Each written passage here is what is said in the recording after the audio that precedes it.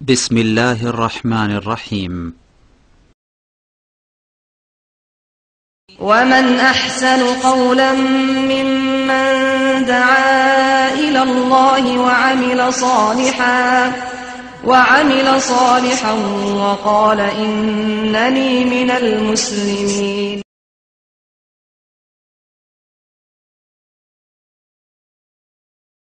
السلام عليكم ورحمة الله وبركاته. بسم الله الرحمن الرحيم. الحمد لله رب العالمين والصلاة والسلام على سيد المرسلين نبينا محمد وعلى آله وصحبه أجمعين. أما بعد فقد قال المؤلف حفظه الله تعالى: باب في أحكام الوضوء. الوضوء لغة الحسن والنظافة، واصطلاحا التعبد لله عز وجل بغسل الأعضاء الأربعة على وجه مخصوص. يقول الله تعالى: يا أيها الذين آمنوا إذا قمتم إلى الصلاة فاغسلوا وجوهكم وأيديكم إلى المرافق وامسحوا برؤوسكم وأرجلكم إلى الكعبين। الآية। মহান আল্লাহ সমস্ত প্রশংসা, যে আল্লাহ পাক রব্বুল আলামিন পাক পবিত্র এবং তিনি পবিত্রতা ভালোবাসেন এবং পবিত্রতা অর্জনকারীদেরকেও ভালোবাসেন। ইন্নাল্লাহা ইউহিব্বুত তাওয়াবিন ওয়া ইউহিব্বুল মুতাতাহহিরিন।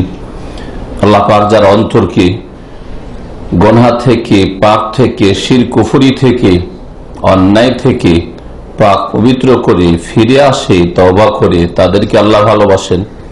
ওয়া ইউহিব্বুল মুতাতাহহিরিন, আর যারা শরীরকে পাক পবিত্র রাখে নাপাকি থেকে, নাপাক বস্তু থেকে, আল্লাহ পাক তাদেরকেও ভালোবাসেন। সালাত ও সালাম নাযিল করেন মুহাম্মদ রাসূলুল্লাহ সাল্লাল্লাহু আলাইহি ওয়াসাল্লামের উপর, যিনি পবিত্রতার বিষয়গুলি বিস্তারিত উম্মতকে জানিয়েছেন। এমন কোনো কিছু ছাড়েননি যা আমাদের ইহকাল পরকালের কল্যাণের, বরং তা বর্ণনা করেছেন। এবং এমন কোনো অনিষ্ট সম্পর্কে সতর্ক করতে ছাড়েননি যা আমাদের দুনিয়া আখিরাতের অনিষ্ট করে, মন্দ করে।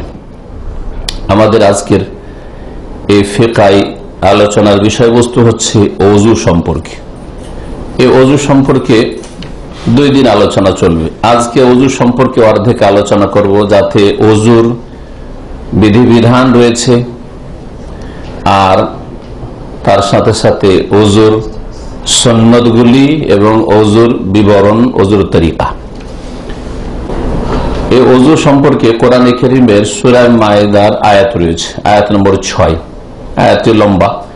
তার প্রথম অংশে আল্লাহ পাক ওযুর কথা বর্ণনা করেছেন এবং ওযুর মধ্যে যে ফরজ বিষয়গুলি তা বর্ণনা করেছেন। আর তারপরে আল্লাহ পাক গোসলের কথা বর্ণনা করেছেন, তায়াম্মুমের কথা বর্ণনা করেছেন এই আয়াত। লেখক বলছেন, বাবুন ফি আহকামিল ওযু। এই অধ্যায় হচ্ছে ওযুর বিধি বিধান সম্পর্কে, ওযুর মাসাইল সম্পর্কে। আল ওযু লুগাতান, প্রথম ওযুর শাব্দিক অর্থ। ওযু শব্দটি আরবি শব্দ, এর আবিধানিক অর্থ কি এবং শরীয়তের ভাষায়, ইসলামের পরিভাষায় ওযু কাকে বলে। আল ওযু লুগাতান, ওযুর শাব্দিক অর্থ।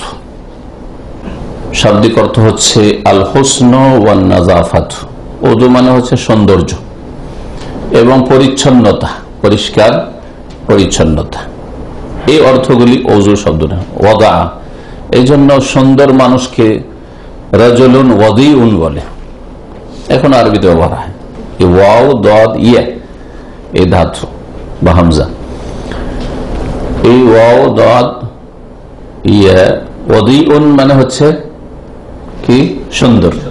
ইমরাতুন ওয়াদিয়াতুন, সুন্দরী রমণী, সুন্দরী মহিলা। এই ওযু যে ইসলামের ভাষায় ওযু, এটা তো রাসূলুল্লাহ সাল্লাল্লাহু আলাইহি ওয়াসাল্লাম যখন আসলেন নবী হয়ে, কোরআনে কারীম নাযিল হইল, রাসূলুল্লাহ সাল্লাল্লাহু আলাইহি ওয়াসাল্লামের উপর ওযুর আয়াত নাযিল হইল, ওযুর তরিকা আল্লাহ পাক শিখালেন এবং তার ব্যাখ্যা বিশ্লেষণ রাসূলুল্লাহ সাল্লাল্লাহু আলাইহি ওয়াসাল্লাম করলেন, ওযুর নিয়ম কানুন তরিকা শিখালেন, তখন না এই ওযুটা আমরা জানলাম। তার আগে ওযু শব্দটা আরবি ভাষায় ছিল, ওয়াও দদ ইয়া, এই দিয়ে, এই মাদ্দা দিয়ে, এই ধাতু দিয়ে শব্দটি যে গঠিত, এটা আরবি ভাষায় ডিকশনারিতে ছিল। ওর মানে কি হইতো? ওর মানে হচ্ছে সৌন্দর্য বা পরিষ্কার পরিচ্ছন্নতা। সব সময় কোন একটি শব্দের অর্থ, শাব্দিক অর্থ এবং তার পরিভাষা, যেটা টার্ম ব্যবহৃত হচ্ছে যে উদ্দেশ্যে, দুটোর মাঝে একটা সম্পর্ক থাকে, দুটোর মাঝে একটা সম্পর্ক থাকে। তেমন অজু মানে শাব্দিক অর্থ হচ্ছে সৌন্দর্য বা পরিষ্কার পরিচ্ছন্নতা। তো উজুকে উজু কেন বলা হয়? ইসলামের ভাষায় যে উজু রয়েছে, উজু কয়েকটা অঙ্গে ধোয়ার নাম, উজুকে উজু কেন বলা হয়? কারণ এর মাধ্যমে কি হয়? সৌন্দর্য বাড়ে আর পরিষ্কার পরিচ্ছন্ন হয়। এই যে সম্পর্ক। জি, একমাত্র আমরা মানুষ যাদের নামের সাথে কাজের অনেক সময় সম্পর্ক থাকে না। এই মানুষেরই বদ স্বভাব যে মানুষের নামের সাথে কাজ কামের সম্পর্ক, বিপরীত সম্পর্ক থাকে।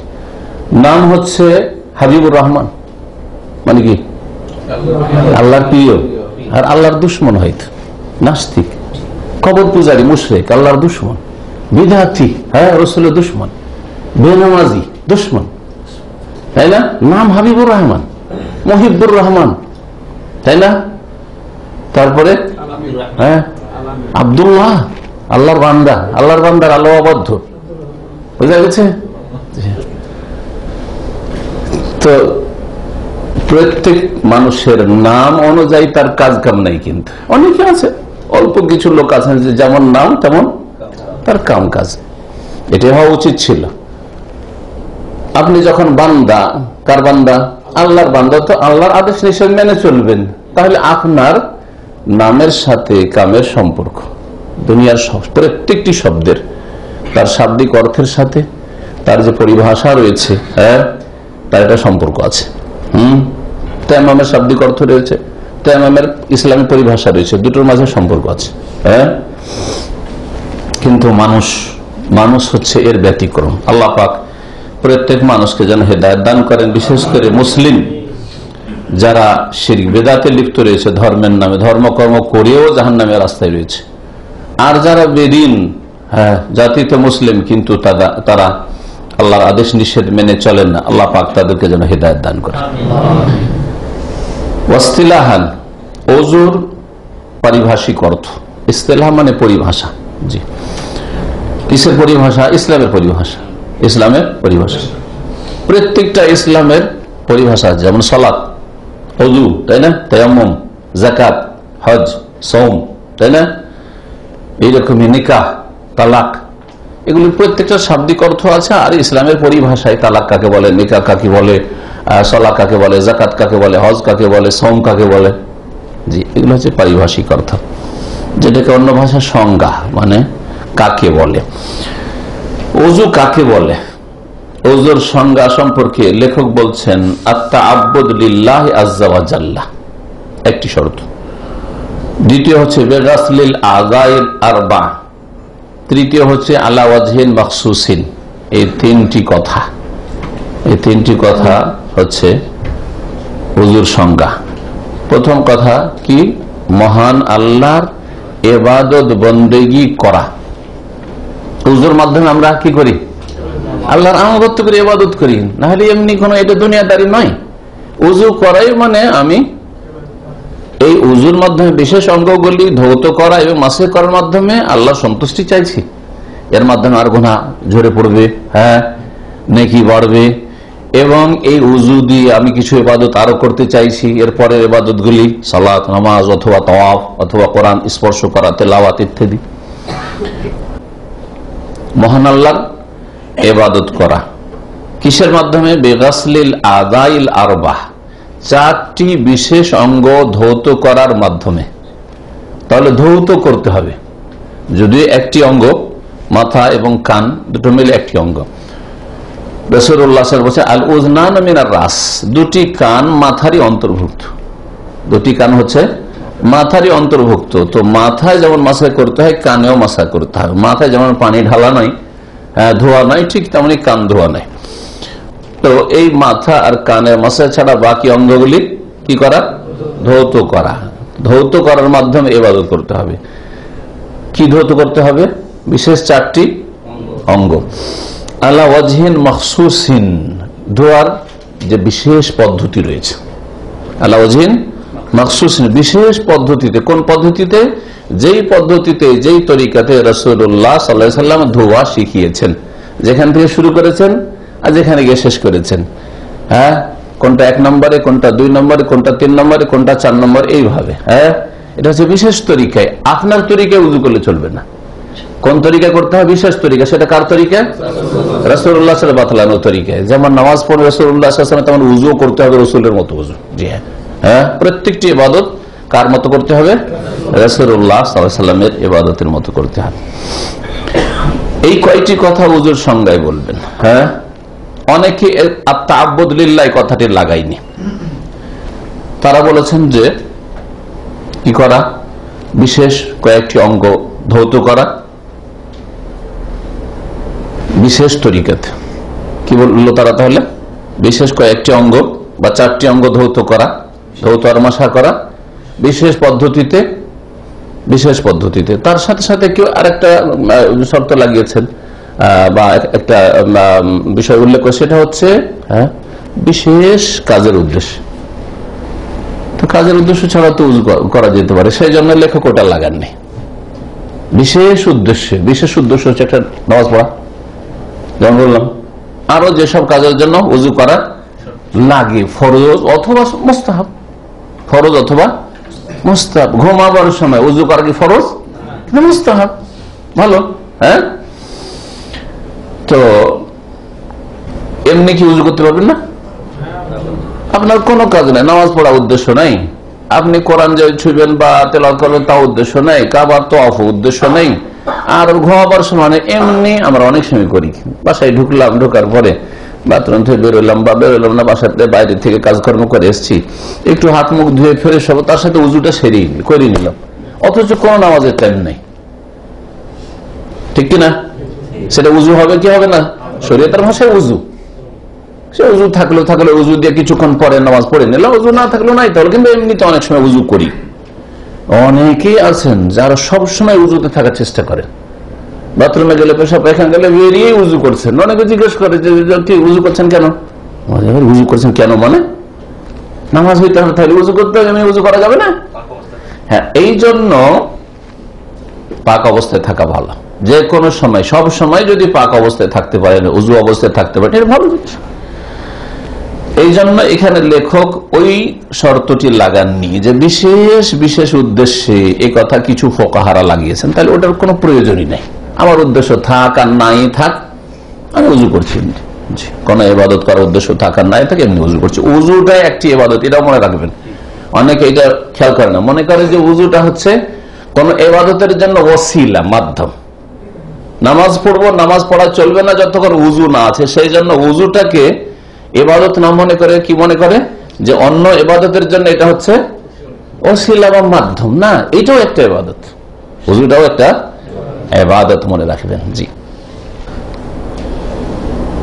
আর আত-তাআব্বুদ লিল্লাহ, আল্লাহর ইবাদত বন্দী করা, এই শর্তটি লাগিয়েছেন এই শাইখের আগে আল্লামা শেখ মোহাম্মদ বিন সালেহ আল উসাইমিন। তিনি বারবার করে উল্লেখ করেছেন প্রত্যেকটি ইসলামী পরিভাষার সংজ্ঞায়, নামাজের সংজ্ঞায়, যাকাতের সংজ্ঞায়, হ্যাঁ, সিয়াম রোজার সংজ্ঞায়, হজের সংজ্ঞায়, উমরার সংজ্ঞায়, যে কোন সংজ্ঞায়, এমনকি নেকাহ, বিবাহ, শাদী, তালাক, হ্যাঁ, মামলাত, অথবা ধরেন এখানে যেমন আছে উযু। আত-তাআব্বুদ লিল্লাহ, আল্লাহ পাকের ইবাদত বন্দেগী করা বা প্রকাশ করা। আমি আল্লাহর আনুগত্য প্রকাশ করছি উযুর মাধ্যমে, কারণ এটা হচ্ছে ইখলাস। উযু করছেন, কিন্তু আপনি কি এমনি দুনিয়ার জন্য উযু করছেন? দুনিয়ার কোন গরজের জন্য না।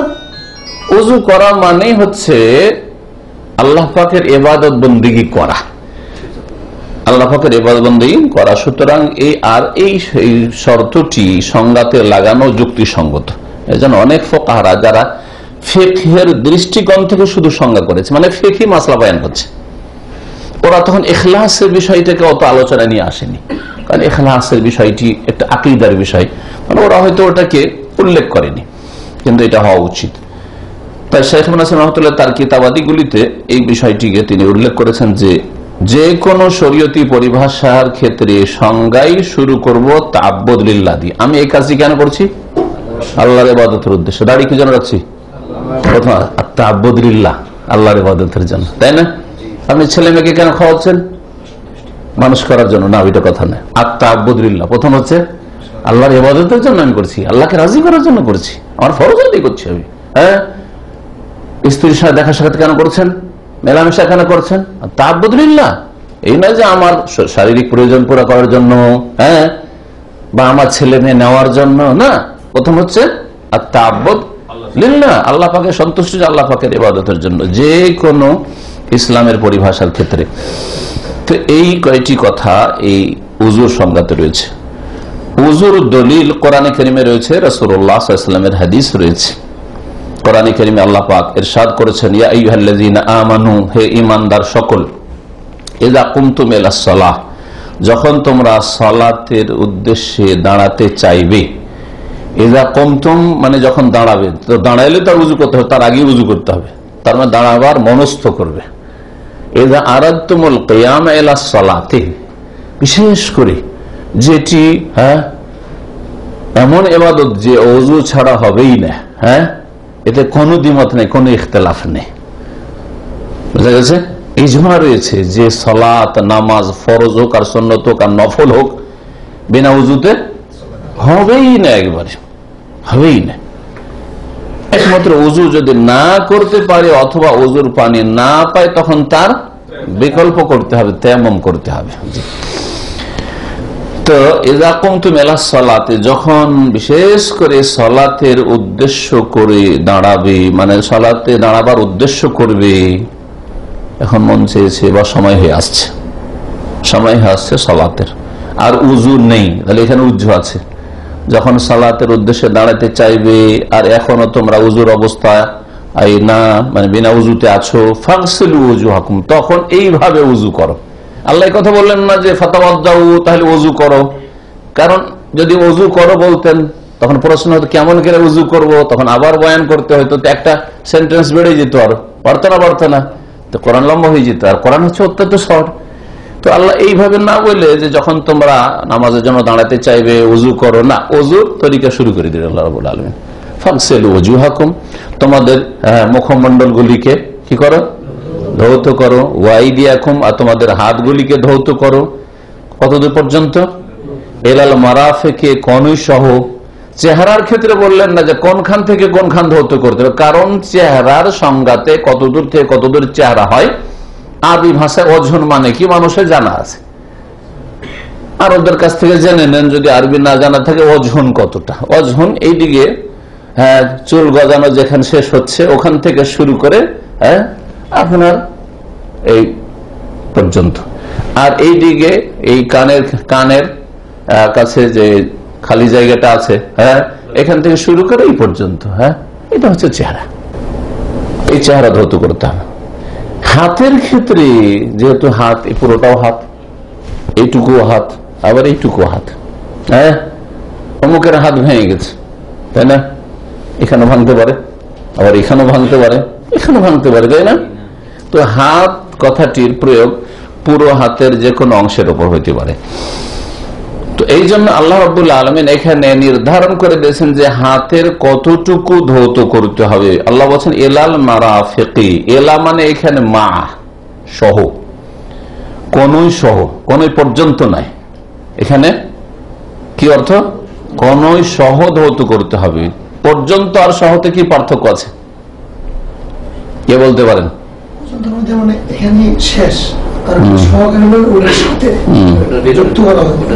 সহ যখন বলবেন তখন এই কনইটা ধোয়াতে শামিল। কনই শুকনো থাকলে উযু হবে না। কনই কোনটাকে বলে? এই যে হাড্ডি, এই যে হাড্ডি, এইদিকে হাড্ডি, এটা হাড্ডি, এই যে জোড়ের হাড্ডিটা আছে, এগুলো হচ্ছে কনই, মিরফাক। তো এটা সহ ধৌত করতে হবে। আর যদি এলা মানে পর্যন্ত করতেন, পর্যন্ত মানে এটা শামিল হবে না কথা নাই, তখন আরবিতে না দুটোই অর্থ, কখনো শামিল হয় কখনো শামিল হয় না, কখনো শামিল হয় আবার কখনো হয় না। এলা এমন একটা শব্দ যে এলার পরে যেই শব্দটি এসছে সেই শব্দটা অন্তর্ভুক্ত হয় কখনো, কখনো অন্তর্ভুক্ত হয় না। যেমন আপনি এখান থেকে বলছেন যে আমি বাংলাদেশে বাড়ি হচ্ছে ধরেন আপনার কোন পল্লী গ্রামে, কোন একটা ডিস্ট্রিক্ট বলেন, সিলেট। সিলেটের একজন লোক বলছে আমি ঢাকা পর্যন্ত গিয়েছি। ঠিক আছে, ঢাকা পর্যন্ত মানে কি? ঢাকার শেষ প্রান্ত পর্যন্ত না মিডিল পর্যন্ত, হ্যাঁ সিটি সেন্টার পর্যন্ত না কিনারা পর্যন্ত, হ্যাঁ সবটাই বুঝাইতে পারে। ও হয়তো গোটা ঢাকা ঘুরেছে, আবার হতে পারে যে ঢাকার মিডিল পর্যন্ত গেছে, ঢাকার এক কিনারে এক সাইড থেকে ও এদিক থেকে এক সাইড থেকে বেরিয়ে চলে এসে, সবটাই সম্ভাবনা আছে। যখন সবটাই সম্ভাবনা আছে তো এলা মানে যদি এলাল মারাফিকে কনই পর্যন্ত যদি করেন তখন বান্দার প্রশ্ন থেকে যাচ্ছে আল্লাহর কাছে, আল্লাহ তুমি তো পর্যন্ত, তো পর্যন্ত আমি কনই সহ ধুইব না কনই পর্যন্ত ঠেকিয়ে দিয়ে ছেড়ে দেবো, কোনটা ধুবো না, বিব্রত থেকে যেত, তাই না? তো নবী করিম সাল্লাল্লাহু আলাইহি সাল্লাম এই এলাল মারাফিকের প্র্যাকটিক্যাল বাস্তবে ব্যাখ্যা করে কনই সহ যেহেতু ধৌত করেছেন বা ধৌত করতে বলেছেন, এর মাধ্যমে কি করে দিয়েছেন? আয়াতের তাফসীর করে দিয়েছেন যে কনই সহ ধৌত করতে হবে। আর এলা আরবি ভাষাতে পর্যন্তের অর্থ হয় আর শহর ও সাথের অর্থ হয়। জি, ওয়ালা তাকুলু আমওয়ালাহুম ইলা আমওয়ালিকুম, আল্লাহ ইতিমদের সম্পর্কে বলছেন যে তোমরা ইতিম অনাথদের ধন সম্পদ তোমাদের ধন সম্পদের সাথে মিশিয়ে খেও না। অনেকে ইতিমের প্রতিপালন করেন, ভাতিজা ভাতিজি অথবা ভাগিনা ভাগিনী, এগুলো বেশি আমাদের দেশের লোকেরা এগুলো এতিমকে দেখে, পরে ছেলে তো খুব কমই দেখে, অথচ যে কোনো মুসলিম ছেলে মেয়ে এতিম তার প্রতিপালনের অনেক ফজিলত রয়েছে। সুবহানাল্লাহ, রাসূলুল্লাহ সাল্লাল্লাহু আলাইহি ওয়াসাল্লামের জান্নাতে প্রতিবেশী হইতে পারবেন। সুতরাং আল্লাহ পাক যাদেরকে ধন সম্পদের নিয়ামত দিয়েছেন এতিমদের প্রতিপালনের চেষ্টা করেন, এবং এতিমকে আদর স্নেহ করলে অন্তর নরম হয়, অন্তর নরম হয়, চোখে পানি আসবে, হ্যাঁ অন্তর নরম হবে যে আমার ছেলেগুলো যদি এতিম হয়ে যেত, মানে আমি যদি মারা যেতাম কেমন লাগতো, এই ছেলের জায়গায় যদি আপনার ছেলে মেয়ে হইত, মনটা নরম হবে না? হবে না? এই জন্য রাসূলুল্লাহ সাল্লাল্লাহু আলাইহি ওয়াসাল্লাম ইয়াতীমকে আদর করতে বলেছেন। হ্যাঁ, যার অন্তর শক্ত, চোখে কান্না আসে না, আল্লাহর ভয় হয় না, পাপ হয়ে যায়, ইয়াতীমকে আদর স্নেহ করেন, ইয়াতীমের লালন পালন করেন, ইয়াতীমকে পাশে নিয়ে বসেন, ইয়াতীমকে কোলে নেন। আল্লাহ পাক রব্বুল আলামিন যেন আমাদেরকে নেক আমলে তৌফিক দান করেন। কি বলছিলাম? এখানে আমি ভাষা শিখাচ্ছিলাম, আরবি ভাষা দিয়ে তাফসীর। আল্লাহ বলছেন ওয়ালা তাকুলু আমওয়ালাহুম ইলা আমওয়ালিকুম, ইলা তোমরা তাদের ধন সম্পদকে ইলা আমওয়ালিকুম মানে মা আমওয়ালিকুম তোমাদের ধন সম্পদের সাথে একাকার করে খেয়ে নিও না। জমি জায়গা আছে, ইতিমের জমি জায়গা, ভাতিজার জমি জায়গা 5 বিঘা আছে, আপনারও 5 বিঘা আছে, সব একসাথে ফসল টসল উঠে আসলো, আসার পরে একসাথে খাচ্ছেন, আলাদা তো তার জন্য হাঁড়ি চড়াবেন আর ভাত রান্না করবেন, একটু কষ্টের বিষয়, একসাথে রান্না বান্না করে পাকশাক করে খাচ্ছেন, আর হিসাব করছেন যে ওর এতটা চাল এতটা চাল, কিন্তু ওখানে করছেন কি ওরটাকে বেশি করে ধরছেন। অথবা ব্যবসা বাণিজ্য করতে গিয়ে এতিমের পয়সা দিয়ে আর আপনার নিজের পয়সা দিয়ে 2 পয়সা দিয়ে ব্যবসা করছেন, ব্যবসা করতে গিয়ে লাভের ভাগটা আপনার আর যত লস সেটাই এতিমের খাতায়। আজকালকে অধিকাংশ পার্টনারশিপটা এরকম, ভালো করে মুখস্থ করেন। আমি ভালো দিনী ভাইদেরকে দেখলাম, আউযুবিল্লাহ, দিনী ভাই কেমন, মানে মুসলিম হিসেবে দিনী ভাই কিন্তু গুনাহগার ফাসিক, মানে ইসলাম শিখে কিছু, হ্যাঁ দাঁড়িয়ে আছে মুখে আর তাওহীদ সুন্নাত জানে, আর তারপরেও একসাথে পার্টনারশিপ ব্যবসা করতে গিয়ে শুধু লস দেখাও, কেউ লস দেখায় আর লাভটা ভিতর হ্যাঁ আল্লাহ শুধু জানছেন আর ও জানছে, আর বাকি কাউকে জানতে দিচ্ছে না, লাভটা ওর পকেটে ঢুকছে, ওর ব্যাংকে ঢুকছে। আজকাল আমানত উঠে গেছে, কিয়ামতের একটি লক্ষণ যে আমানত ধ্বংস হয়ে যাবে, তখন কিয়ামতের অপেক্ষা করি, আমানত উঠে গেছে। কারোর সাথে পার্টনারশিপ ব্যবসা করা মানে ওর সাথে ঝগড়া বিবাদ, হ্যাঁ খরিদ করে নেওয়া, ওর সাথে ভালো দূরে থাকে, ভালো দূরে থাকে ভালো। তো ইতিমের ধন সম্পদ সম্পর্কে আল্লাহ কি বলছে? এলা আমওয়ালিকুম মানে মা আমওয়ালিকুম, ওদের ধন সম্পদ গুলিকে, ইতিমদের ধন সম্পদ তোমাদের ধন সম্পদের সাথে মিশে খেয়ে যেও না। টের পেল না, বুঝতে পারলো না। গ্রামের লোক ভাবছে যে ছেলেটাকে দেখাশোনা করছে, ছেলের চিকিৎসা করছে, লেখাপড়া খরচ দিচ্ছে, কাপড় চোপড় দিচ্ছে, তো খরচ হবে, কিন্তু খরচ হচ্ছে 1 লাখ, হিসাব দেখা যায় 1.5 লাখ 2 লাখ। হারাম, জাহান্নামের আগুন খাওয়া কোরআন কারীমের আয়াতে আল্লাহ পাক বলেছেন। তো যাই হোক, আসল বিষয়ের দিকে ফিরে আসি। এলা মানে কি হয় আরবি ভাষায়? পর্যন্ত হয় এবং সঙ্গে বা সাথেও হয়। সহ হয়, কোনই সহধৌত করতে হবে, এতে কোনো ইখতিলাফ নাই যে কোন সহধৌত করতে হবে। ওয়ামসাহু বিরুউসিকুম, 3 নম্বর কাজ হচ্ছে তোমাদের মাথাগুলি, যেহেতু বহু বচনকে সম্বোধন করা হয়েছে অনেককে, সেজন্য মাথাগুলি, প্রত্যেকের একটা করে মাথা, অনেক লোককে সম্বোধন করা হয়েছে তো অনেক মাথা হইল না, এই জন্য রুউস রাসের বহু বচন। হ্যাঁ, আর ওয়ামসাহু তোমরা মাসে করো, তোমরা মাসে করো, হাত ফিরাও, মাসে করা মানে হাত ফিরানো, বিরুউসিকুম তোমাদের মাথার, ওয়া আরজুলাকুম এবং তোমাদের পা ধৌত করো, পাকে কি করতে হবে, ধুইতে হবে, কারণ আরজুলার ওপর হ্যাঁ ফাতা আছে, জাবার আছে, আর ওজুহার উপরে জাবার আছে, তো আরজুলার আতফ হয়েছে আরবি গ্রামারে ওজুহ, চেহারাকে যা করতে হবে তাই পাকে করতে হবে, হাতকে যা করতে হবে আইদিয়াকুম, ওখানে জাবার আছে, তাই না? তো হাত এবং চেহারাকে যা করবেন তাই করবেন পাকে, তো চেহারা আর হাত কি করতে হয়, ধৌত করতে হয়, ঠিক তেমনি মানে পাকে কি করতে হবে, ধৌত করতে হবে। কোন কোন কেরাতে ওয়ারজুলাকুম আছে, তখন শাব্দিক দিক থেকে আতফ রউসের উপর হলেও পাকে কি করতে হবে, হ্যাঁ ধুইতে হবে যখন পা খোলা থাকবে। এই কেরাত থেকে আরেকটি মাসআলা ইস্তেমবাত হয়, ফুকাহারা বলেছেন, সেটা হচ্ছে যখন মোজা পরিধান করে থাকবেন, পায়ে মোজা থাকবে, তখন ওর উপর আমল করুন।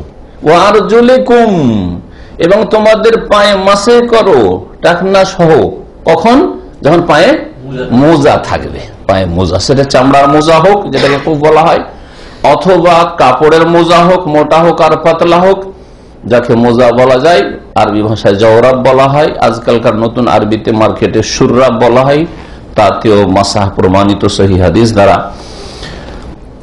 এখানে এলাল কাবাইন, পা ধুইতে হবে কতদূর পর্যন্ত, টাকনা পর্যন্ত না টাকনা সহ, টাকনা সহ, টাকনা সহ, যে এখানে সহ, তার মানে এই যে টাকনার হাড্ডি রয়েছে, দেখেন তো এদিক থেকে একটু দেখুক, আমি তো টেবিলের আড়ে আছি, হ্যাঁ দেখেন, কে দেখেন, এই যে দেখেন ওই দিকের হাড্ডি আর এদিকে দেখেন দুটো হাড্ডি, দুই পাশে দুটো যে উঁচা হাড্ডি রয়েছে, এটার নাম হচ্ছে কাব। কাব এক বচন আর কাবাইন 2 বচন, তার মানে প্রত্যেক পায়ে দুটো করে কি আছে, দুটো কাব আছে, হ্যাঁ, ডান সাইডে একটা উঁচা হাড্ডি আর বাম সাইডে একটা উঁচা হাড্ডি, এই দুটোকে কাবাইন বলা হয়। কাবের শাব্দিক অর্থ হচ্ছে উঁচা জায়গা, সে উঁচা হাড্ডি হোক অথবা কোনো উঁচু স্থান হোক, এই জন্য কাবা ঘরকে কি বলা হয়েছে, কাবাতুল্লাহ, আল্লাহর কাবা ঘর বলা হয়েছে, কাবা, কারণ আশেপাশে নিচু জায়গা আর খুব উঁচা একটি ঘর ওখানে, সেজন্য ওকে কাবা বলা হয়েছে। জি, ফাহাদিল আয়াতুল কারীমা, এই আয়াত কারীমা ফরজ করেছে উযু কিসের জন্য, সালাতের জন্য, নামাজের জন্য। উযু করা কি ফরজ, ফরজ শর্ত, শর্ত এবং প্রত্যেকটি শর্ত হচ্ছে ফরজ, প্রত্যেকটি শর্ত হচ্ছে ফরজ যদি অপারগ না হয়। ওয়াবাইয়ানাতিল আদা এবং অঙ্গগুলি বর্ণনা করেছে এই আয়াতে, আল্লাতী ইয়াজিবু গাসলাহা, ইয়াজিবু গাসলুহা, যেই অঙ্গগুলি ধোয়া ফরজ, আও মাসহুহা অথবা মাসহ করা ফরজ উযুতে। এই ছিল উযুর দলিল সম্পর্কে আয়াতে কারিমা কোরআনে কারিমের। উযুর শর্তগুলি এখন বয়ান করছেন লেখক। উযুর শর্ত কয়টি? লেখক বর্ণনা করেছেন 6টি শর্ত, 6টি শর্ত বর্ণনা করেছেন। উযুর শর্ত সম্পর্কে জানা আছে, এর আগে যারা পড়েছেন পুরাতন ভাইরা। কয়টি শর্ত উযুর? দুরুস মুহিম্মা, গুরুত্বপূর্ণ শিক্ষা, এই কিতাবের যে বিস্তারিত দর্শ আছে তাতে, এবং এর আগে যারা কোর্স করছেন ঢাকা সেন্টারে বা দামাম সেন্টারে, তারা তো জানেন উযুর শর্ত কয়টি। হ্যাঁ, বাস সব নাসিয়া মানসিয়া বলে গেছেন। উযুর শর্ত, উযুর শর্ত এখানে 6টি বর্ণনা করেছেন। এই 6টি শর্ত সম্পর্কে কোনো দ্বিমত নেই, এই জন্য 6টি বর্ণনা করেছেন। আর শর্ত রয়েছে আরো 4টি, আরো 4টি শর্ত রয়েছে যা আমি আপনাদের সামনে বয়ান করব, কিন্তু এই শর্তগুলিতে কিছু দ্বিমত রয়েছে, ইখতিলাফ রয়েছে, যার ফলে লেখক ওগুলোকে বর্ণনা করেনি। অথবা ইখতিলাফ না থাকলেও সবসময় প্রয়োজন পড়ে না, হয় দ্বিমত আছে, একদল বলছে শর্ত, একদল বলছে শর্ত নাই, অথবা দ্বিমত নাই কিন্তু সবসময় ওর প্রয়োজন পড়ে না, কখনো কখনো প্রয়োজন, বিশেষ বিশেষ লোকের প্রয়োজন, সেজন্য সেগুলোকে বর্ণনা করেননি। প্রথম শর্ত হচ্ছে মুসলিম হওয়া, ইসলাম প্রথম শর্ত। তার মানে অমুসলিম যদি উযু করে উযু হবে না, আগে ওকে অন্তরে রুজু করতে হবে। কালেমা লা ইলাহা ইল্লাল্লাহকে বিশ্বাস করে, মুহাম্মদ রাসূলুল্লাহকে বিশ্বাস করে, ইমানের আরকানগুলি বিশ্বাস করে শাহাদাত দেওয়া, আশহাদু আল্লা ইলাহা ইল্লাল্লাহ ওয়া আশহাদু আন্না মুহাম্মাদান রাসূলুল্লাহ বা মুহাম্মাদান আবদুহু ওয়া রাসূলুহু, এই সাক্ষ্য প্রদান করবে, অর্থাৎ মুসলিম হবে। তাহলে উজু করে লাভ আছে। ওযু, সালাত, নামাজ, যাকাত, সিয়াম, রোজা, হজ, ওমরা, ভালো মন্দ যা কিছু হোক না কেন, মন্দ বলবো না, কারণ মন্দ গুনাহ তো কাফের উপর চাপবে, তাই না? নেক আমলে কিছুই পাবে না আখেরাতে, বা কবুল হবে না ইবাদত বন্দেগী ইসলামবিহীন। আর বাকি গুনাহ করলে গুনাহ যে কোনো মানুষের উপর চাপবে। গুনাহ যেমন মুসলিমের উপর চাপবে গুনাহ করলে, তেমনি কাফের, তাগুত, নাস্তিক সকলের উপর চাপবে। তো মুসলিম হওয়া শর্ত উজু করার জন্য। 2 নম্বর হচ্ছে আকল, মানে জ্ঞান সম্পন্ন, বিবেক বুদ্ধি আছে, পাগল নয় আর কি। জি। 3 নম্বর শর্ত তামইজ, মানে ভালো মন্দের পার্থক্য নির্ণয় করার মতো যোগ্যতা আছে। মানে এত ছোট বাচ্চা নয় যে উজু কি তাই বুঝে না, উজু কি তাই বুঝে না, ওকে শুধু হাত পা ধুয়ে দিলেন কিন্তু বুঝে না কিছু, চলবে না।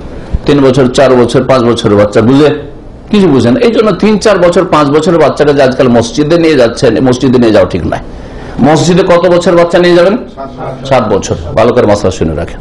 এই ক্ষেত্রে ইফরাত আর তাফরিত, হয় বাড়াবাড়ি আর না হয় ঘাটতি। মুসলিম জাতি আজকাল হয় বাড়াবাড়িতে আছে আর না হলে ঘাটতিতে আছে। কেমন করে? মসজিদে নিয়ে যাওয়ার ক্ষেত্রে রমজান মাস আসলে বেদিন বেনামাজি গুলো কিছু নামাজি হয়ে যায়, আর নামাজি হয়ে গেছে কিন্তু ছেলে মেয়ের মায়া 10 মিনিটে 5 মিনিটের নামাজে ছাড়তে পারে না, সুতরাং ফজর নামাজে কোলে করে নিয়ে চলে যায় 3 বছর 4 বছরের বাচ্চা। হ্যাঁ, তারপরে মাগরিবের সাথে তো আছেই, ও 2, 4, 5 মিনিট বাপ ছেড়ে থাকবে না, বাপ ছেলেও ছেড়ে থাকবে না, ওকে কোলে নিয়ে মসজিদে যাবে। আর না যায় কাজ, এসব কাজ মসজিদের সাথে বেয়াদবি, এসব বাচ্চাকে নিয়ে যাওয়া। 3 বছর, 4 বছর, 5 বছর বাচ্চা, যার তমিজ নেই, পেশাব করে দিবে, পায়খানা করে দিবে, এই দিক থেকে ওই দিকে দিল দৌড়, হ্যাঁ, প্যাঁ করে চিল্লে উঠলো, কান্না করে উঠলো, সবার নামাজে খুশু নষ্ট করলো। জায়েজ না? জায়েজ কাজ। এটা হচ্ছে বাড়াবাড়ি। হয় বেনামাজিদের এই রমজান মাসের মৌসুমে মসজিদকে, আমি তো বলি মাঝে মাঝে, মসজিদ টয় টাউন করে দিয়েছে এরা। আজকালকার মুসলিমরা মসজিদকে খেলনা ঘর অথবা সমুদ্র বিচ, হ্যাঁ, অথবা পার্ক বানিয়ে ফেলেছে। বাচ্চাদেরকে নিয়ে যাও পার্কে, যা আমোদ ফুর্তি করতে, মসজিদেও যায় আমোদ ফুর্তি করতে। আর না হলে খুব বেশি ভালোবাসে, আমাদের চাইতে বেশি ভালোবাসা ওরা ছেলে মেয়েকে, যার ফলে 5 মিনিট ছেড়ে 10 মিনিট ছেড়ে থাকতে পারে না, মসজিদে নিয়ে যাবে এসব ছোট ছোট বাচ্চাদেরকে। নাজায়েজ কাজ, এটি ভালো করে শুনে রাখে। আর একটা হচ্ছে তাফরিত, মানে হ্যাঁ, এই ক্ষেত্রে এর বিপরীতটা, যে বাচ্চাদেরকে নেওয়াই যাবে না। আর যদি বাচ্চা চলেও যায় 7 বছর, 8 বছর, 9 বছর, 10 বছর, তো সবগুলিকে পেছনে তাড়িয়ে দাও। কি করো? দাও পেছনে তাড়িয়ে, বাচ্চাদের লাইন আলাদা। জামা মসজিদে দেখেছেন বাংলাদেশে এরকম চিত্র, তাই না? তো দেখেন, এক ধরনের ত্রুটি আমাদের দেশে, বাচ্চাদের সাথে দুর্ব্যবহার। মসজিদে বাচ্চারা 7 বছরের বেশি বয়স হয়ে গেছে, পাশে নিয়ে দাঁড়ান আপনি অভিভাবক, পাশে, হ্যাঁ, বাচ্চাকে একা পাঠিয়ে দেবেন। আবার কিছু ছেলেকে দেখি এখানে সৌদি আরবে বাচ্চা, আসলেও বাচ্চা হাজির, মাগরিবের সাথে আছে, বাপকে জীবনে চিনতে পারলাম না। কিছু বাচ্চা এমন আছে যে মাশাআল্লাহ বাচ্চা, মাঝে মাঝে বাচ্চাগুলোকে দেখে আফসোস হয়, আর দোয়া করি যে আল্লাহকে হেদায়েত রাখা, আর ওর বাপের কবল থেকে আল্লাহ বাঁচায়, বাপের অনিষ্ট থেকে, বেনামাজির অনিষ্ট থেকে। কারণ এই ছেলে সাবালক হইলে ওর বাপের মতো বেনামাজি হবে। এখন না হয় ওর ফিতরাতে ইসলামের ওপর আছে, সেজন্য নামাজে দৌড় দিয়ে চলে আসছে, জেগে আছে, দৌড় দিয়ে মসজিদে চলে আসছে, ছোট বাচ্চা। কিন্তু যখন একটু বড় হবে তখন কার মতো হবে? বাপকে ফলো করবে, মাকে ফলো করবে, বাপ মা বেনামাজি, সুতরাং আসবে না। আর সত্যি দেখতে পাচ্ছি ওই বাচ্চাগুলি, এক মহল্লাতে যেহেতু 14 বছর থাকি, দেখি ওই বাচ্চাগুলো যখন ছোট ছিল নামাজ পড়তে আসতো, এখন সাবালক হয়েছে নামাজ পড়ে না, যখন ফরজ হয়েছে তখন নামাজ পড়ে না। আউযুবিল্লাহ। এই যদি মুসলিম জাতির অবস্থা হয়, ইমান আমলের অবস্থা, নামাজের সাথে এই খারাপ আচরণ, তাহলে আল্লাহ কেন আযাব দিবেন না? কাফেরকে কেন চাপিয়ে দিবেন না? মায়ের কেন খাবেন না? এই হচ্ছে নতিজা, এই হচ্ছে রেজাল্ট। আসলে আমাদের দেশে যে দুর্ব্যবহারটা হয় বাচ্চাদের সাথে, হ্যাঁ, বাচ্চাদের কি করে?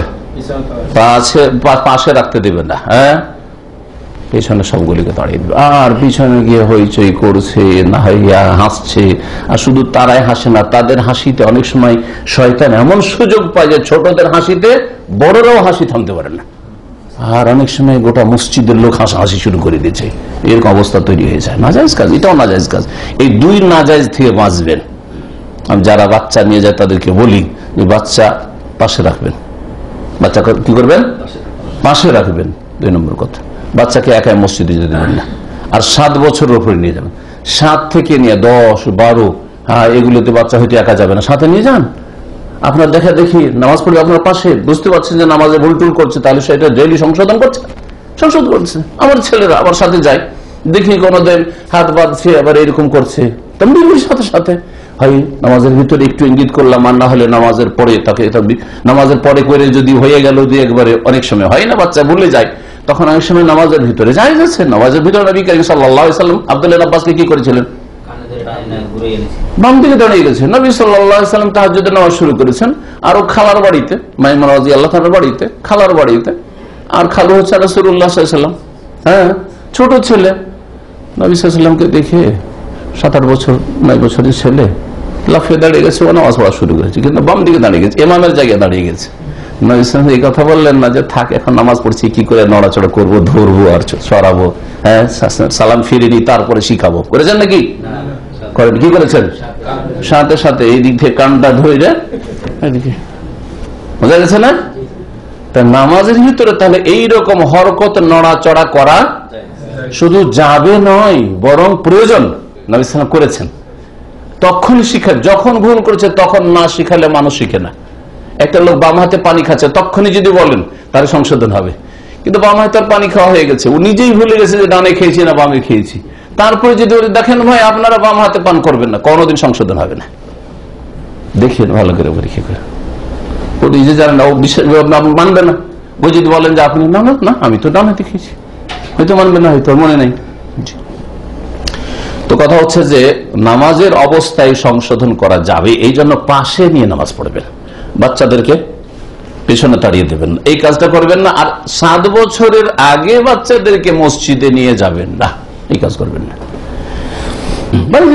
নামাজে শিখাইতে হয়, বাড়িতে সুন্নাত গুলি আপনি এসে পড়েন, আর ওই 5 বছরের বাচ্চাকে পাশে নামাজ পড়ার কোন অসুবিধাটা আছে? 4 বছর 5 বছর বাচ্চাকে পাশে নামাজ পড়েন, আপনি বাড়িতে নামাজ শিখান আগে থেকে। তামিজ হচ্ছে এটি। 4 নম্বর হচ্ছে নিয়ত। নিয়ত মানে নামাজে পড়তে হবে, নিয়ত করতে হবে, নিয়ত পড়তে হবে না। নিয়ত করার বিষয়, পড়ার বিষয় না। নিয়ত মানে অন্তরের সংকল্প, মুখের উচ্চারণ না। বুঝা গেছে? বুঝছেন না? বলছেন না?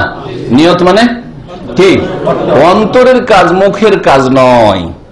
এখানে কি নিয়ত এসছেন?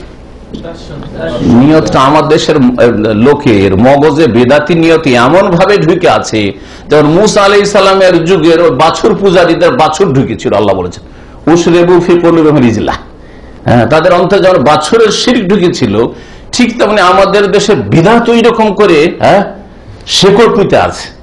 এই নিয়তকে উঠাতে যে কত কষ্ট করতে হচ্ছে আমাদেরকে, বুঝাইতে হয়। কারো বুঝে আসছে যে মোটা খাই, মোটা বুঝতেই চাই না, আরে পড়লাম না তবে নিয়ত কিসের করলাম। এর জন্য উদাহরণ দিয়ে বোঝা। এখানে কি নিয়ত এসছেন? দিনের কথা শোনার জন্য, ঠিক না? নেকির কাজ না দুনিয়ার কাজ?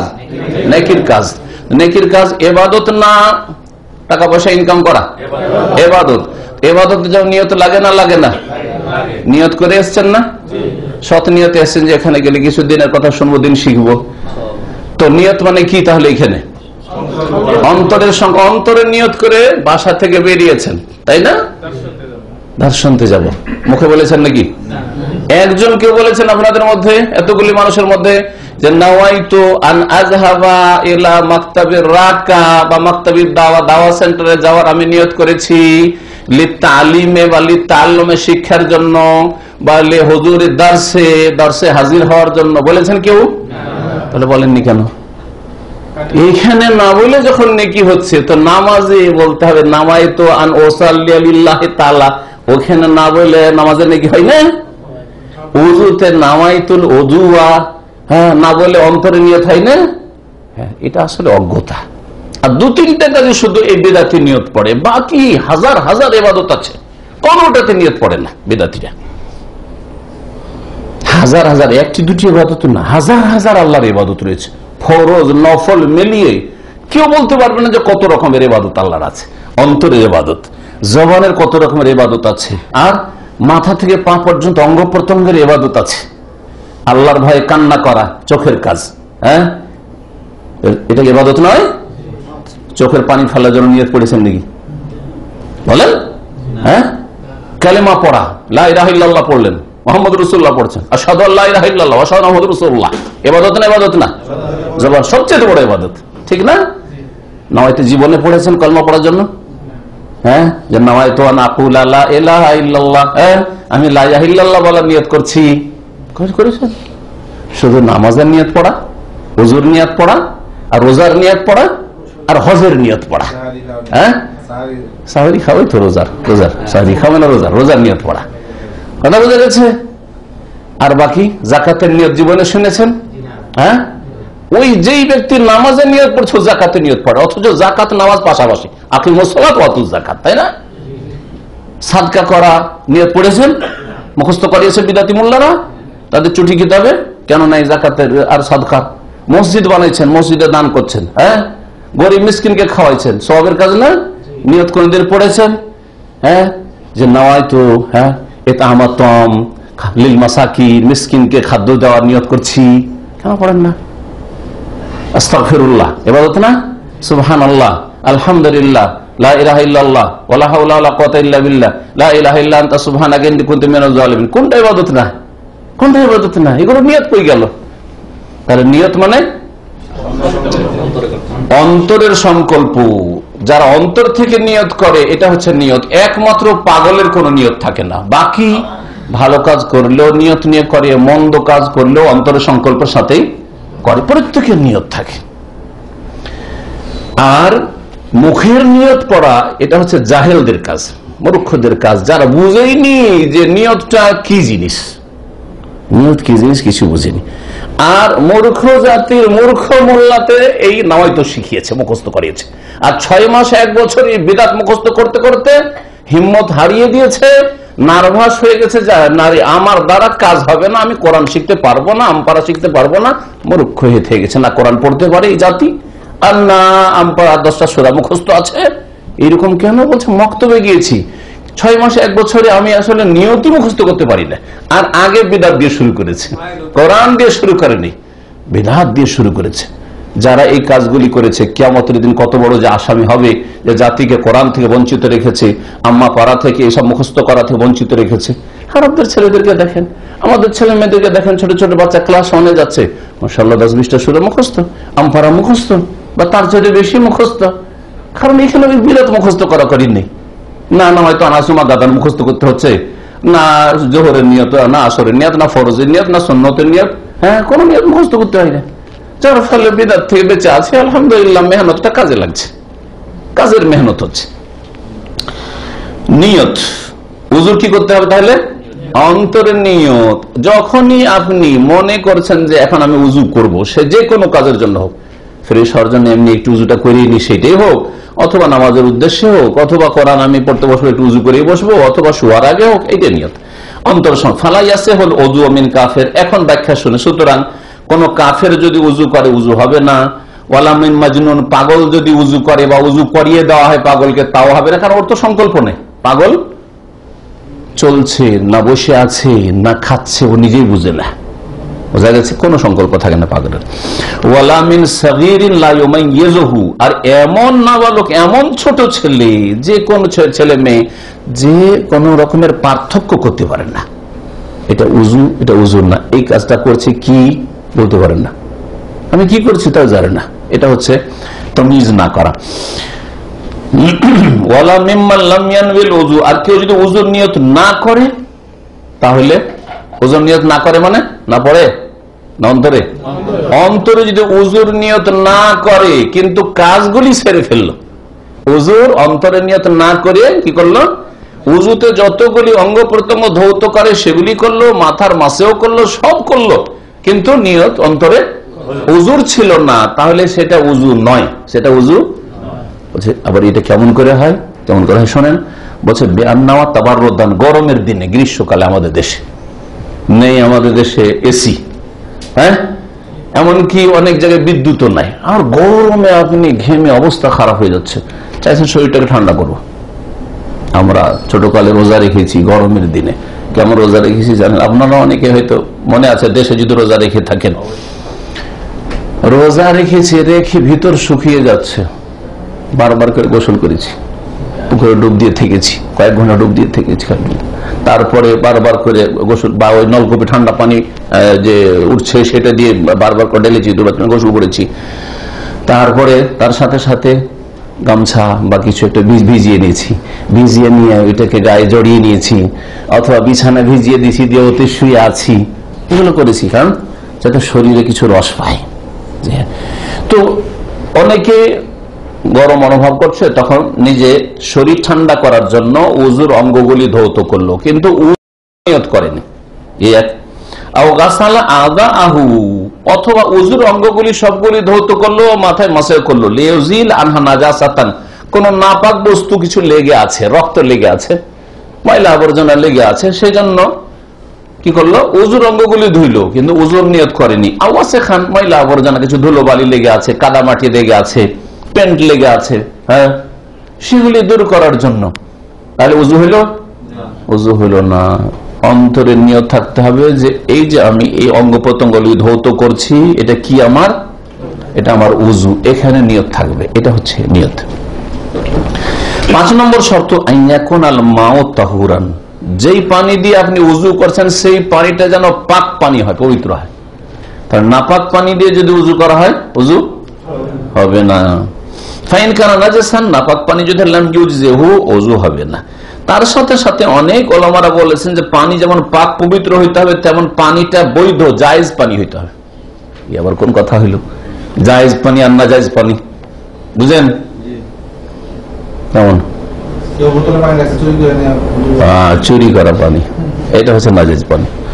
পানি পাক পানি, হ্যাঁ, পাক পবিত্র পানি, কিন্তু একজন ও রেখেছে বোতল খেয়ে 6-7 রিয়াল, আজকাল যে খাওয়ার বোতল পাওয়া যায়, পানি এনে রেখেছে, মোট কথা ওর নিজের গরজে রেখেছে, আপনি ওকে বললেন না ওর কেনা পানি, আর ওখান থেকে আপনি চুপচাপ কি করলেন, উজু সেরে নিলেন, অথচ জানছেন যে ও যদি জানতে পারে আমাকে এই পানিতে উজু করতে দেবে না, বিনা অনুমতি, তাহলে আপনার এই উজু করা জায়েজ নয়, আপনি হারাম পানি ব্যবহার করছেন, হারাম পানি ব্যবহার করছেন। হ্যাঁ, আবার যদি আপনজন হয়, ঘনিষ্ঠ ক্লোজড মানুষ, বন্ধু হোক অথবা নিজের ভাই হোক, বোন হোক, এগুলো বলা লাগে না।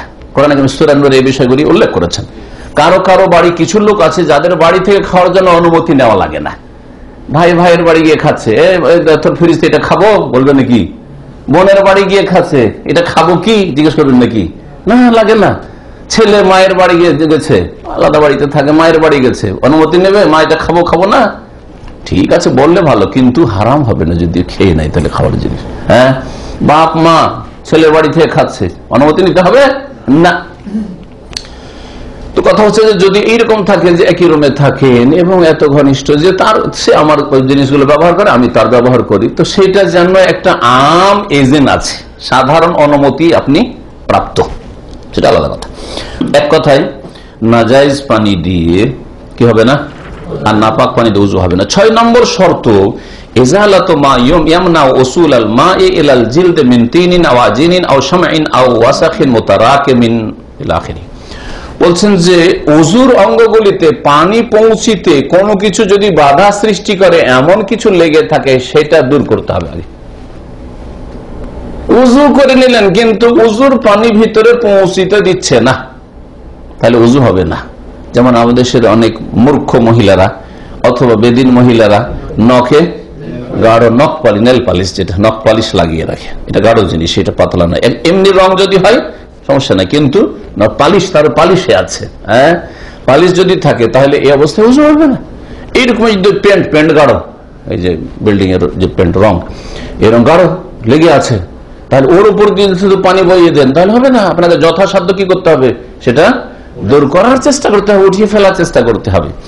বলছেন যে দূর করতে হবে এমন সবকিছু যা চামড়া পর্যন্ত পানি পৌঁছিতে বাধা সৃষ্টি করে, সেটা কাদা হোক, কাদা লেগে আছে, এঁটেল মাটির কাদা অনেক এমন লেগে যায়, হ্যাঁ, সহজে ছুটতে চায় না, কাদার উপর দিয়ে পানি বহিলেন হবে হবে না। আজিনিন আটা, ময়দার আটা, হ্যাঁ গমের আটা, মহিলাদের অনেক সময় লেগে থাকে আর ছুটতে চায় না, কলের আটা। সামাইন, অথবা এইরকমই ধরেন বাতির যে আছে না মোমবাতি গুলো লেগে আছে, অথবা এমন ময়লা আবর্জনা যে একবারে থাক থাকে আছে, ময়লার উপর ময়লা জমে আছে, ময়লা জমে আছে, অথবা গাঢ় পেন্ট, এক কথাই যেটা চামড়া আর পানির মাঝখানে বাধা সৃষ্টি করে, আর সৃষ্টি করে, যাতে করে পানিটা সরাসরি চামড়ার ওপর দিয়ে প্রবাহিত হয়, এটা শর্ত, চামড়ার উপর প্রবাহিত হইতে হবে। মিন গায়রি হাইলিন, কোন আর না থাকে, লিআন্নাল্লাহ আযজা ওয়া জাল্লা, কারণ মহান আল্লাহ যেটা ফরজ করে সেটা হচ্ছে অঙ্গগুলি ধৌত করা, ওর ওপর দিয়ে ধুইবেন চলবে না। হ্যাঁ, কারো যদি প্লাস্টিক লাগানো থাকে, এখানে প্লাস্টিক লাগানো আছে, হ্যাঁ, বেল্ট, এমন বেল্ট মজবুত, ভিতরে পানি ঢুকছে না, বেল্টের উপর দিয়ে ধুইল হবে? তাহলে ঘড়ি, অনেকে ঘড়ি লাগিয়ে উজু করে, দেখেছেন না, অনেকে করে, হ্যাঁ, আংটি, তাহলে কি করতে হবে, একটু নড়াচড়া করে নিতে হবে, যাতে করে আপনি কনফার্ম হয়ে যাবে পানি ঢুকে গেছে ভিতরে। পুরোপুরি ভাবে অঙ্গগুলি ধৌত করা আল্লাহ ফরজ করেছেন। ওয়ালা ইয়াতাহাক্কাকু মা ওজুদে মানে, যদি কোনো বাধা থাকে চামড়ায় পানি পৌঁছে দিয়ে, তাহলে সেটার বাস্তবায়ন হলো না, আপনি ধৌত করলেন না। আল্লাহ বলছেন মুখমণ্ডল ধৌত করবো, সেখানে বাধা প্রাপ্ত। আল্লাহ বলছেন হাতগুলি ধৌত করবো, সেখানে বাধা পেয়ে গেল, হাতে সরাসরি পানি পৌঁছিল না, চামড়াতে, পা ওই রকমই। এই ছিল 6টি শর্ত, এগুলোতে কোনো দ্বিমত নেই, এবং সব ওজুর জন্য এবং সকল ওজুকারীর জন্য, তাই না শর্ত এগুলি। 7 নম্বর শর্ত শুনুন, ইস্তিসহাবু হুকমিন নিয়াতে। কেউ বলেছেন যে এই যে নিয়ত যেটা করছেন, এই নিয়তটা আপনাকে কন্টিনিউ করে যেতে হবে যতক্ষণ পর্যন্ত ইবাদতটা শেষ না হয়েছে। আপনার নিয়তটাকে কন্টিনিউ রাখতে হবে, চালু রাখতে হবে, নিয়তে যেন বিরতি না দেন বা নিয়তকে বিচ্ছিন্ন না করেন। কেমন, উজু শুরু করার সময় নিয়ত করলেন যে আমি এটা উজুই করছি, ঠিক আছে, আর তারপর অর্ধেক উজু করা হয়েছে, তারপরে একটা এমার্জেন্সি আপনার কোনো কল চলে এসছে, কল আসার পরে ভাবলেন থাক, কলটা যখন চলে এলো তো উজুটা বাদ দিই, মানে কি, নিয়তকে আপনি কি করলেন, স্টপ, ক্যান্সেল করে দিলেন, নিয়ত সেখান থেকে আপনার শেষ, আর উজুর নিয়ত নেই। তারপরে আপনি কলটা ভাবছিলেন যে অনেকক্ষণ লাগবে, হয়তো তাড়াতাড়ি সারা হয়ে গেছে, ভাবছেন যে তাহলে কিছুটা তো ধোয়াই আছে আর এখনো শুকিয়ে যায়নি, তো মামালাত যেটা আরেকটা ফরজ সেটাও ঠিক আছে, তো আমি এখন বাকিটা ধুয়ে নিয়ে উজুটা করে নি, হবে? এই নিয়তকে আপনি কি করে দিয়েছেন, ক্যান্সেল করে দিয়েছেন বা স্টপ করে দিয়েছেন। ইস্তিসহাব সঙ্গে রাখতে হবে, নিয়তটাকে ইস্তিসহাব সঙ্গে রাখা। 8 নম্বর হচ্ছে শর্ত যে ওযু ভঙ্গকারী যেসব কারণ রয়েছে সেই কারণগুলি বন্ধ হইতে হবে ওযুর অবস্থায়। কথাটি গুরুত্বপূর্ণ কথা, বুঝলে তো গুরুত্বপূর্ণ, না বুঝলে তো বুঝলেন না, তাই না? ওযু ভঙ্গের যে কারণগুলি আছে সেগুলি ওযু চলা অবস্থায় বন্ধ হইতে হবে।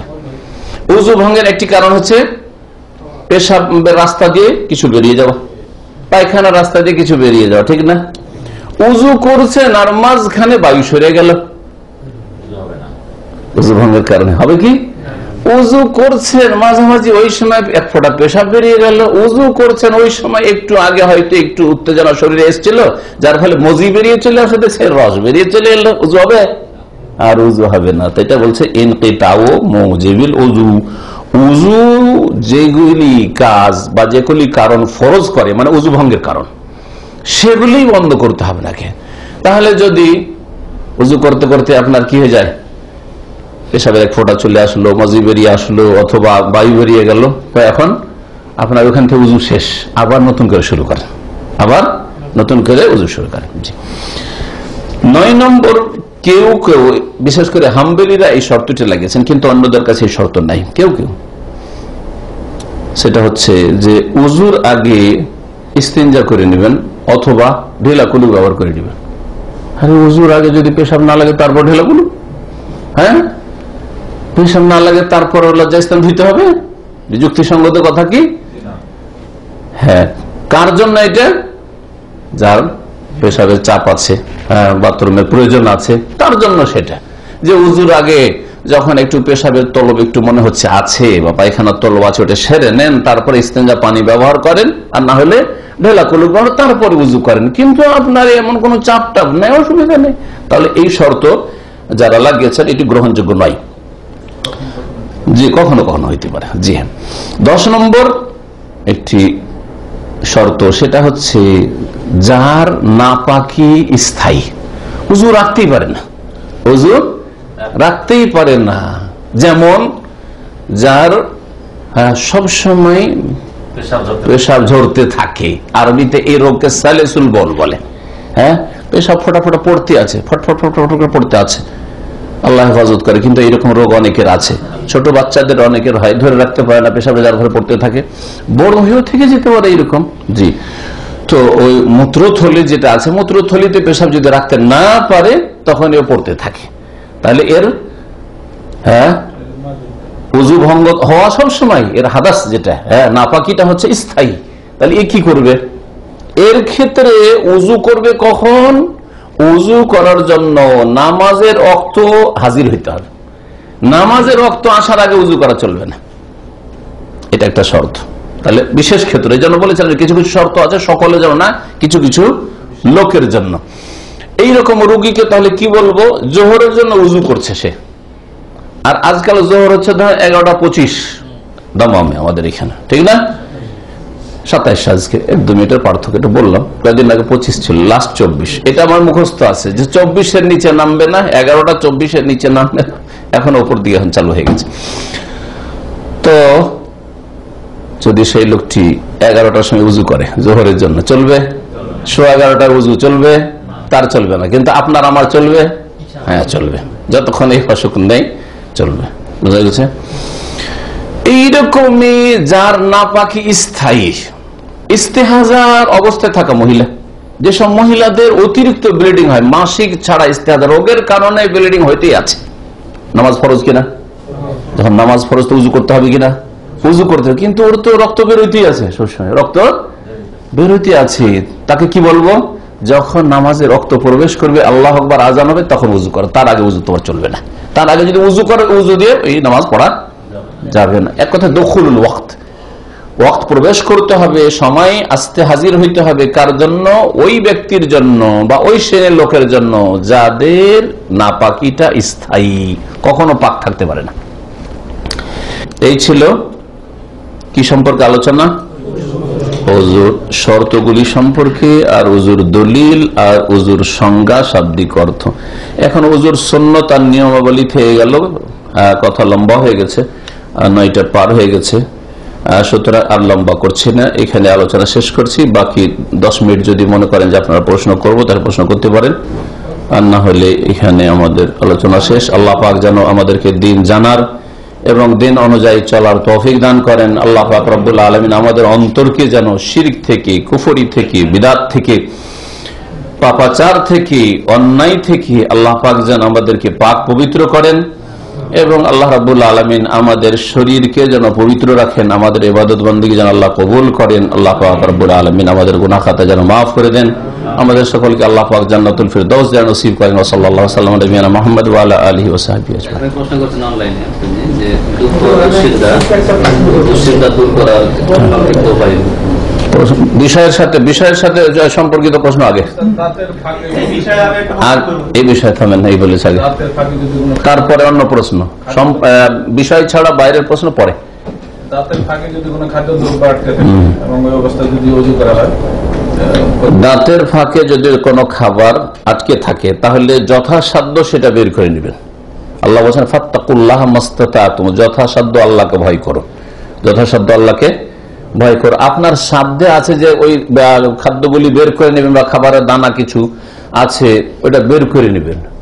যদি বের করতে না পারেন তাহলে সেখানে অপারক, কোনো অসুবিধা নেই। বোঝা গেছে? এখানে আরেকটি মাসলা জেনে রাখতে হবে যখন এটা জিজ্ঞেস করেন, কারণ কালকে ওটার প্রয়োজন হবে। নবী সাল্লাল্লাহু আলাইহি সাল্লামকে একটা জিজ্ঞাসা করেন, জানতেন যে সাহাবীদের এইটার উপর দরকার হবে, তখন সাথে সাথে বলে দিতেন। তো ওইটার উপর আমল করে আমি ওইটাই চেষ্টা করি। নামাজের অবস্থায় অনেক সময় ওই দাঁতের ফাঁকে কোনো দানা টানা লেগেছিল আর ওটা বেরিয়ে চলে আসলো, সে গোস্তের টুকরো হোক অথবা কোনো ডাল টাল, বিশেষ করে ডালগুলো আটকে যায় ডাল, অথবা ভাতের কিছু অংশ, তারপরে কি চলে আসলো, জিভায় চলে আসলো।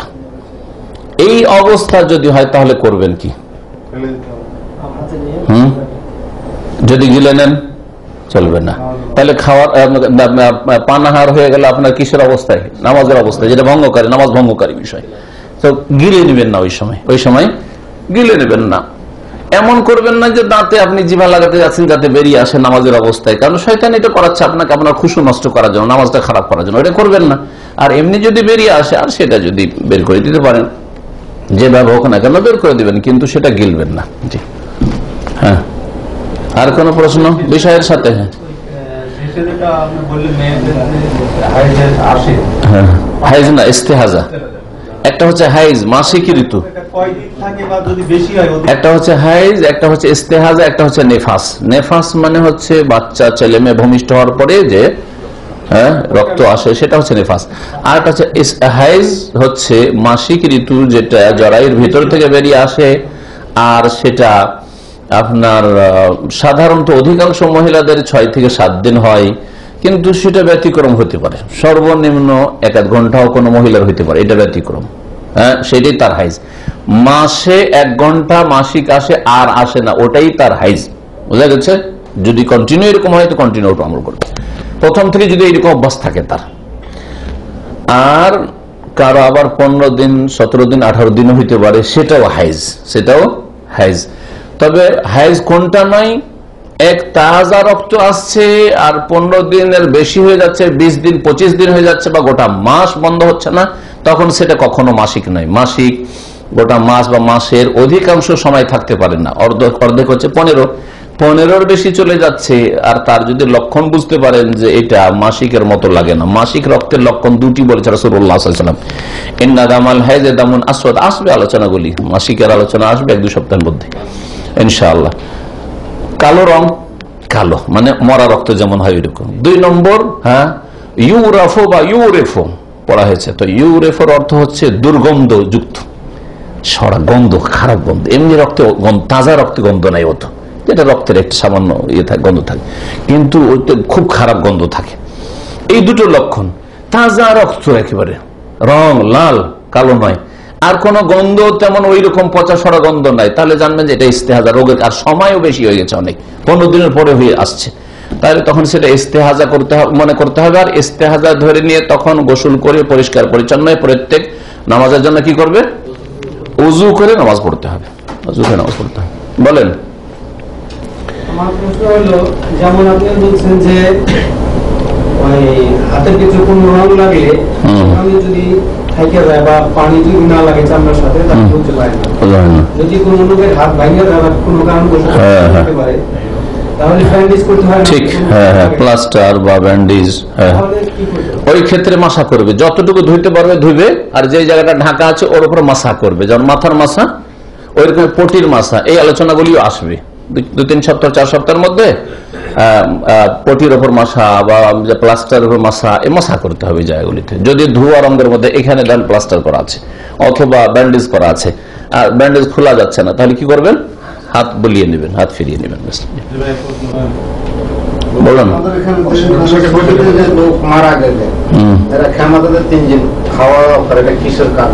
সৌদি আরবের লোকজন মারা গেলে তাজিয়ত মানে সমবেদনা জ্ঞাপন করা, শোক হয়েছে বাড়িওয়ালার, মৃতের আত্মীয়, ওদেরকে সান্ত্বনা দেওয়া, একে আরবি ভাষাতে তাজিয়ত বলা হয়। তাজিয়া মানে সান্ত্বনা দেওয়া, আজ্জা ইউআজ্জি তাজিয়াতান মানে হচ্ছে সান্ত্বনা দেওয়া। সান্ত্বনা দেওয়ার জন্য ওদেরকে দোয়া দিলেন।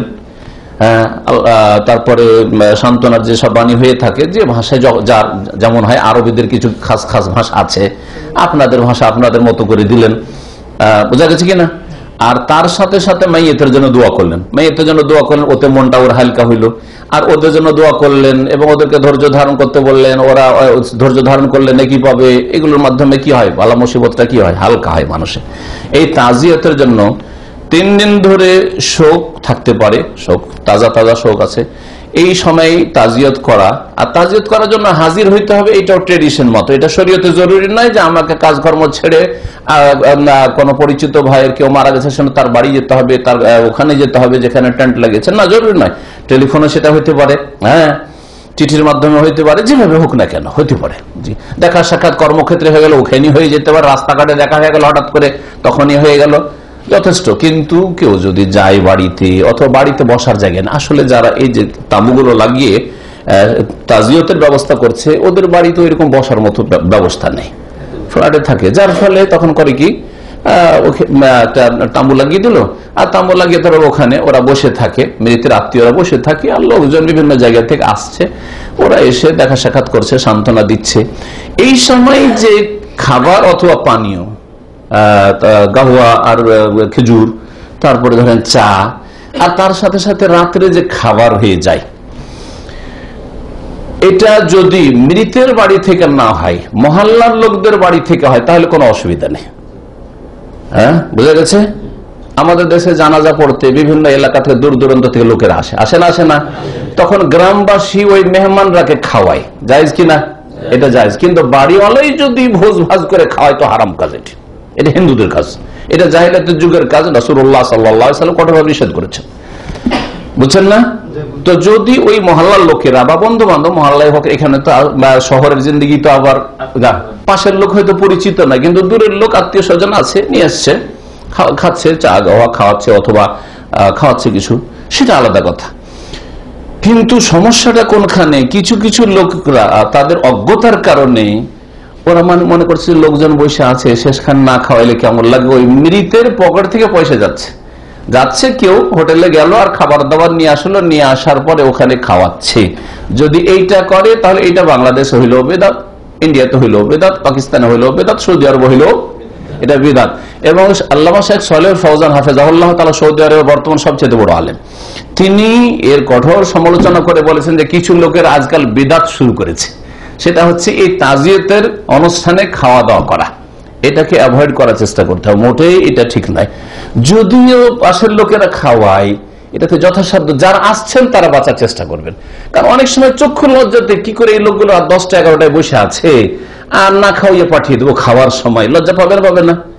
আরে ভাই, আমার বাসায় যদি আপনি আসর পর আসেন তাহলে চা খাইয়ে বিদায় করতে পারি, ঠিক কিনা? কিন্তু আপনি এসা পরে চলে আসবেন, তা আপনাকে খাওয়াইতে হবে কি হবে না? ঠিক, আপনার বাড়িতে গেল, আপনার বাসাতে টাইম করে দুপুর বেলা জোহর পরে চলে গেলাম, এখন তো আপনি তো না খাওয়াইতে বললো খাওয়াইতে হবে, বাসায় না থাকলে হোটেল থেকে আনি খাওয়াবেন, ঠিক না? তো যারা ওই যে সান্ত্বনা দিতে আসছেন, আসার পর রাত্রে ওই 9টা 10টায় বসে থাকছেন, এরা আসলে খারাপ, হয় মূর্খ জাহেল, হ্যাঁ, আর না হলে বিদাতি। আর বেদাত শুরু হয় অজ্ঞতার কারণে, আর বিদাত শুরু হয় ভালো মনে করে, কাজটা তো ভালোই করলাম, লোকগুলো এতক্ষণ রাত 10টায় যাবে, কোথায় খাবে না খাবে একটু খাওয়াই দিই। বিদাত সবসময় ভালো নিয়তে শুরু হয়েছে, কিন্তু কাজটা ভালো না, নবীর তরিকায় যে নয়, বোঝা গেছে? কোন বিদাত খারাপ উদ্দেশ্য, চুরি ডাকাতি করার জন্য শুরু হয়নি, না হয়তো পড়া শুরু করেছে ভালো নিয়তে, যারে মনে অন্তরে তো নিয়ত করলাম, একটু মুখে বইলেই নি, হ্যাঁ, ভালো করে একটু রিপিটটা হয়ে গেল, বুঝছেন না? জি হ্যাঁ। তো যতগুলি বিদাত শুরু হয়েছে, নবীকে তো মানতে পারছি না, তো কমপক্ষে 12 বছরে একটা দিন তো একটা অনুষ্ঠান করি, মিলাদুন নবী করি, কথা বোঝা গেছেন? তো যত বেদাত শুরু হয়েছে নবীর তরিকা নাই, কিন্তু নিয়তটা, নিয়ত ভালো থাকলে জান্নাত যাওয়া যায়, নিয়ত ভালোর সাথে কর্ম ভালো হইতে হবে, পথটা ভালো হইতে হবে, বোঝা গেছে না? পথটা হচ্ছে রাসূলুল্লাহর পথ। রাসূলুল্লাহ মিলাদ করেননি, করবেন। রাসূলুল্লাহ সাহেব হালুয়া রুটি করেননি, করবেন না। রাসূলুল্লাহ নাওয়াইতে পড়েননি, পড়বেন না, বুঝছেন না?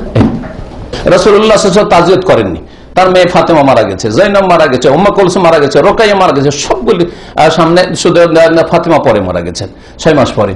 কারো জন্য খাদিজা মারা গেছেন, কারো জন্য যাও সাথী সঙ্গীরা বা সাথী সঙ্গীরা খাবার দাবার নিয়ে এসে হাজির, যখন সবকে খাওয়া, এগুলো করেননি। সুতরাং এটি বিদআত, সে যে কেউ করুক না কেন। দোয়া এইভাবে দোয়া হয় না, আর খাওয়াইয়া দেওয়া দোয়া, তরিকাটা হিন্দুদের আর দোয়াটা মুসলমানদের, কথা বলছেন না? এইভাবে দোয়া না। কিসের অনলাইনে? দুশ্চিন্তা দূর করার উপায় কি? আমার আলোচনা আছে কয়েকটা। ইউটিউবে ঢুকবেন আর দুশ্চিন্তার কারণ ও প্রতিকার। জি, নতুন গত 1-1.5 বছরের মধ্যে একটা আলোচনা আছে, আর একটা অনেক পুরাতন আলোচনা আছে। দুটোর একটা তো খুঁজে পাবেন। 1-1.5 ঘন্টার আলোচনা আছে দুশ্চিন্তা দূর করা। দুশ্চিন্তা দূর করার জন্য প্রথম তাকদীরের প্রতি ঈমানকে মজবুত করুন, আল্লাহর প্রতি ঈমানকে মজবুত করুন। হ্যাঁ, সবকিছুর মালিক কে? আল্লাহ, 1 নম্বর। 2 নম্বর তাকদীর। তাকদীর কার পক্ষ থেকে নির্ধারিত? এবং আল্লাহ জানেন আমার এই অকল্যাণে কল্যাণ আছে। অনেক সময় যেটা আমাকে আজকে কষ্ট দিচ্ছে সেটা আমার জন্য কল্যাণ করেন। এটা আজকে বুঝবেন না, পরে বুঝতে পারবেন। আর নাও বুঝলে আল্লাহ বেশি জানছেন আপনার চাইতে। বুঝা গেছে? এটা নাম তাকদীর। একজন লোক, ইন্ডিয়া অথবা যে কোনো দেশের ঘটনা, সম্ভবত ইন্ডিয়া পাকিস্তানের ঘটনা হবে। এক লোক আসছে, তার ভিসা শেষ হতে যাচ্ছে, লাস্ট ফ্লাইট। আসার পরে ঢুকতে যাচ্ছে এয়ারপোর্টে, রাস্তাতে দেরি হয়ে যায়, ফ্লাইটটা ছুটে গেল। তার ফ্লাইটটা ছুটে গেল। কথা বোঝা গেছে? ইন্ডিয়ার সৌদি এয়ারলাইন্স একটা ধ্বংস হয়েছিল আজকে থেকে 20-25 বছর আগে, সেই ঘটনাটাই সম্ভবত। আর সেই ফ্লাইটটা, মজার কথাই, দাহরান এখানে নাম ছিল। এই দাম্মামের যে আগের পুরাতন এয়ারপোর্ট যে দাহরান ছিল না, এখানে নামতো। এই ফ্লাইটটা আসছিল, ওতে তার সিট ছিল, আসবে লাস্ট ফ্লাইট, না হলে যাবে তার কি এক্সপায়ার, চাকরিটা শেষ, তাই না? অথবা চাকরি থাকলো জানি না, কফিল আবার ভিসা পাঠাবে না, এটা টেনশন কিনা বড় একটা। এমন হাহাকার তার অবস্থা যখন ফ্লাইটটা ছুটে গেল, কি যে অবস্থা হয় আপনি বুঝেন যদি আপনার এরকম হয়ে যায় তাহলে। তারপরে নিরাশে বেচারা কাঁদতে কাঁদতে ঘুরে যাচ্ছে, কিছু দূর গিয়েছে, আর তারপরে শুনতে পেল যে ফ্লাইট ওড়ার মাত্র 10 মিনিট পরে ধ্বংস হয়েছিল ফ্লাইট। একটিও লোক বাঁচেন। ইন্ডিয়ান এমবেসির কয়েকজন কর্মকর্তা মুসলিম তারা আসছিল, তারা সকলে মারা গেছে।